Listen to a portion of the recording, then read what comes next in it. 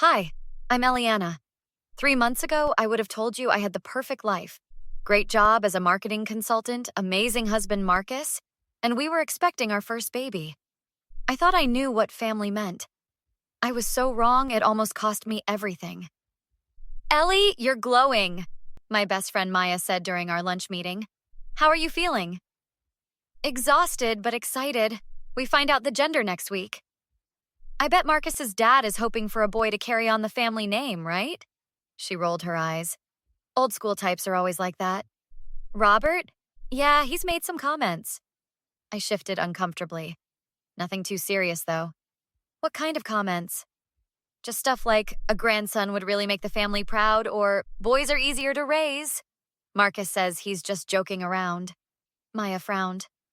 That doesn't sound like joking, Ellie. It's fine. He's from a different generation, you know? The gender reveal came the following week. Marcus and I sat in Dr. Patterson's office, holding hands. Congratulations, Dr. Patterson smiled. You're having a healthy baby girl. A girl! Marcus squeezed my hand. That's amazing, I called Robert that evening. Hey, Robert, we got the news today. And? His voice was sharp, impatient. It's a girl. We're thinking about naming her a girl. The line went silent for a moment.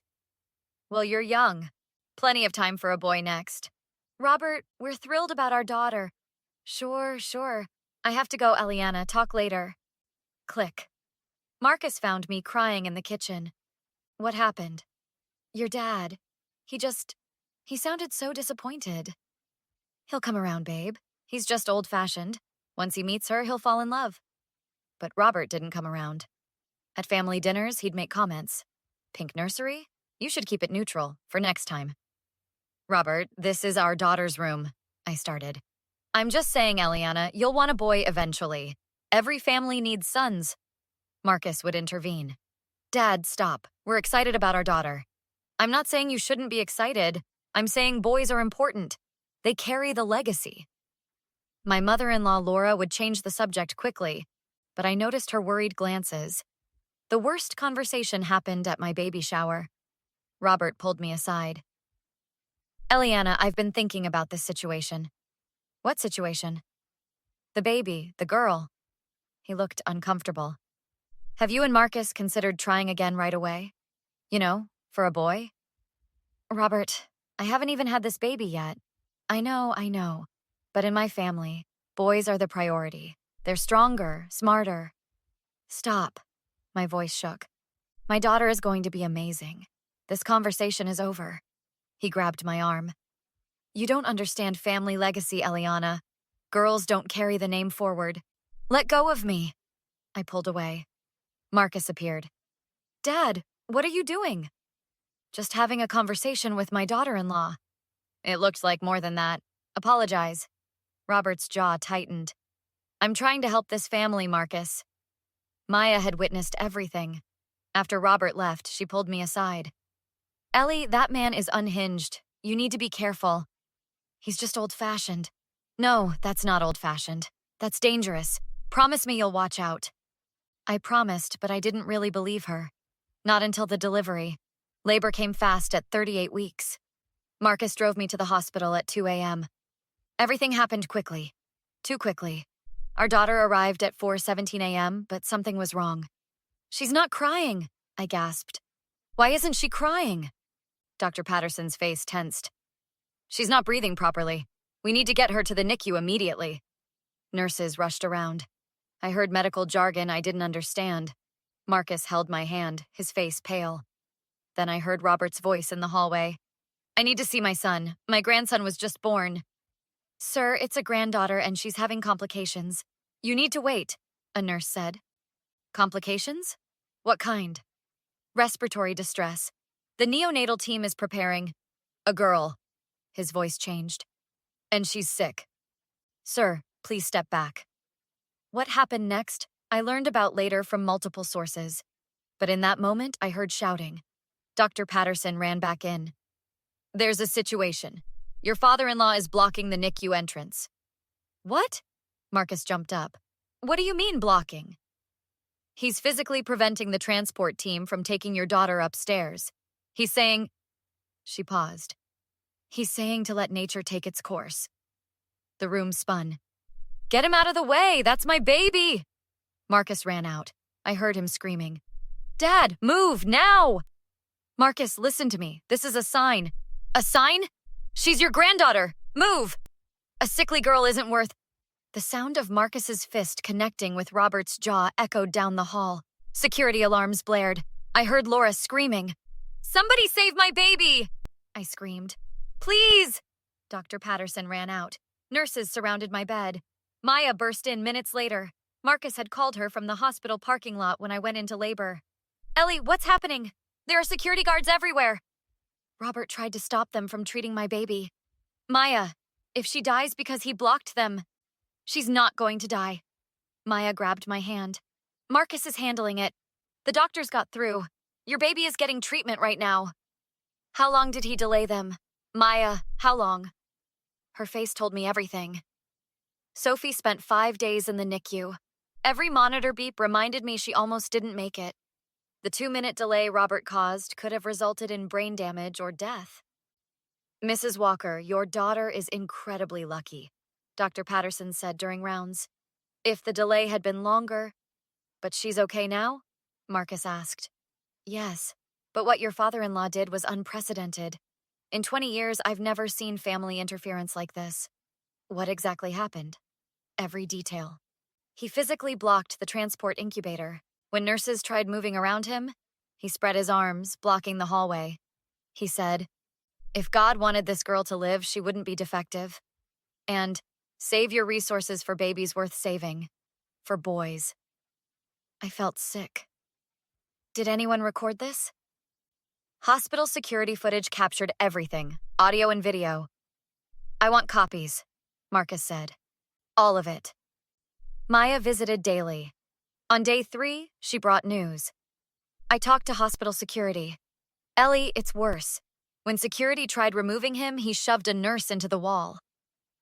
Is she okay? Bruised ribs. She's filing charges. Her name is Jennifer Cho. She wants to talk to you. Nurse Jennifer came that afternoon. Young, maybe 30, with a brace around her ribs. Mrs. Walker, I'm so sorry this happened. I'm sorry he hurt you. I've nursed for 8 years. I've dealt with stressed families, but this... She shook her head. He looked at your daughter and said she wasn't worth it because she was female. When I tried getting past, he pushed me hard. Another 2 minutes and Sophie's oxygen would have become critical. Marcus leaned forward. Tell me his exact words. He said, get out of my way. This family doesn't need weak girls. When I told him the baby would die, he said, then maybe that's for the best. They can try again for a son. That's attempted murder, Maya said quietly. The police want statements from both of you. I've already given mine. Laura visited on day 4, looking aged. Eliana, Marcus, I don't know what to say. Where's Robert? Marcus's voice was ice. Home. He says he was in shock. Reacted poorly. Reacted poorly? I couldn't believe it. He tried to let our daughter die. I know, I was there. I heard him. Laura was crying. 35 years married, and I didn't know he was capable of this. Did you know how he felt about girls? He always wanted sons. When we lost a pregnancy, it was a girl. He said maybe it was for the best. I thought he was just hurting. Mom, Marcus's voice broke. You knew? And you didn't warn us? I thought he'd changed. I thought becoming a grandfather. He almost killed his granddaughter because of her gender. I'm leaving him. I filed for separation. When I think about what he did to Sophie, she wiped her eyes. I'm so sorry. Detective Sarah Morrison came the next day. Tall, professional, sharp-eyed. Mr. and Mrs. Walker, I need statements. We're investigating your father-in-law for reckless endangerment, assault, and obstruction of medical care. Marcus detailed everything. Then me. Detective, Robert made concerning comments about gender for months. He was disappointed we were having a girl. He suggested we try again for a boy before Sophie was born. He said boys were smarter, stronger. He grabbed my arm at my baby shower, pressuring me about having sons. Did you document these conversations? My best friend Maya witnessed the arm grabbing. My mother-in-law Laura heard his comments about gender. I'll need to speak with them. The hospital provided security footage showing Mr. Walker blocking the transport team and assaulting Nurse Cho. His words were recorded. Medical staff will testify about the delay's consequences. What happens now? Marcus asked. We're building a case. Reckless endangerment of a minor is serious. Combined with assault and his recorded statements about gender discrimination, we're looking at significant consequences. What about a restraining order? Maya asked. Absolutely recommended. I can help you file today. After the detective left, Marcus and I watched Sophie sleep. I want him in prison, I said quietly. So do I. No forgiveness, no reconciliation, never. Never, Marcus agreed. Sophie came home after 5 days. We installed security cameras and filed a restraining order. Robert couldn't come within 500 feet of our home. He violated it within a week. I was alone with Sophie when the doorbell rang. The camera showed Robert on our porch. I called 911, then Marcus. He's here. I'm not opening the door. Stay inside. Police are coming. Robert started pounding. Eliana, open the door! We need to talk! I held Sophie, recording everything. Eliana, please! I'm sorry. Let me explain. Police arrived in 7 minutes. Sir, you're violating a restraining order. Turn around. This is my son's house. I have rights. You're under arrest. They handcuffed him on our lawn. The preliminary hearing came 3 weeks later. The courtroom was packed. Us, Laura, Maya, Nurse Jennifer, Dr. Patterson, and Robert with his lawyer. Your Honor, my client acted under extreme stress during a medical emergency. Objection, the prosecutor interrupted. The defendant made deliberate statements showing gender discrimination and prevented life-saving care intentionally. The judge played the security footage. Robert's voice filled the courtroom. If God wanted this girl to live, she wouldn't be defective. Silence followed. Nurse Jennifer testified first. He looked at the baby and said she wasn't worth it because she was female. When I tried to pass, he shoved me into the wall. Another 2 minutes, and Sophie's oxygen would have become critical. Dr. Patterson followed. Every second matters in respiratory distress. Mr. Walker's interference created a life-threatening delay. 1 more minute could have caused permanent brain damage or death. Then my turn. Mrs. Walker, how has this affected you? I can't sleep. I keep imagining my daughter dying because he blocked those doctors. He decided she wasn't worth saving because of her gender. Robert's lawyer tried. Isn't it possible my client was overwhelmed? That you could forgive family? No. He endangered my child's life because she wasn't the gender he wanted. That's unforgivable. After testimony, Robert's lawyer requested a recess. They returned with Robert looking smaller, older. Your Honor, my client wants to make a statement. Robert stood. Eliana Marcus, I'm sorry. I was wrong. I love Sophie. Please, give me another chance. I stood slowly. No. Eliana, please. You don't get to almost kill my daughter and apologize your way out. You called her defective. You said she wasn't worth saving. I've changed. I realize now. You realize you're facing prison. That's not the same as believing my daughter deserves to live. She's my granddaughter. You prevented doctors from treating her. You pushed a nurse. You violated a restraining order. And now you want forgiveness. Marcus stood beside me. You're not my father anymore. You stopped being my father when you tried to let my daughter die. Laura stood. Robert, stop. You did this. I filed for divorce last week. Laura, you're my wife. I can't be married to someone who would harm an innocent baby. The judge banged his gavel. Mr. Walker, the evidence is overwhelming. I'm binding you over for trial on all charges. Your Honor, my client accepts a plea deal, his lawyer said quickly. 15 months incarceration, 5 years probation, counseling, and a permanent restraining order. That's ridiculous, Robert shouted. For protecting my family legacy? Protecting? The judge's voice was ice. You endangered an infant because of gender prejudice. Take the deal or face trial and harsher sentencing. Robert looked at us. I want the restraining order dropped. I want access to my granddaughter. No, I said. Never. She's my daughter, and you tried to let her die. The answer is no. It will always be no. Marcus added, accept the deal with the restraining order, or we push for trial and maximum sentencing. Robert's face turned red. You can't do this. This will ruin my life. You tried to ruin Sophie's life before it started, I said. You don't get sympathy. Mr. Walker, the judge said, accept the plea deal or proceed to trial. After angry whispers with his lawyer, Robert returned. I accept. Sentencing day arrived with Sophie 2 months old, healthy and thriving. Maya came for support. You ready? She asked. I need to see this through. The judge entered. Mr. Walker, you've pled guilty. Before sentencing, does the victim wish to speak? I stood. Your Honor, my father-in-law's actions traumatized us. My daughter spent 5 days in NICU because he delayed treatment. His gender prejudice isn't old-fashioned. It's dangerous.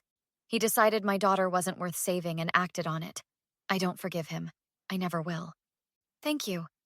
Mr. Walker, do you wish to speak? Robert stood. Your Honor, I've had time to think. I still believe I was misunderstood. Stop. You pled guilty. Don't claim misunderstanding now.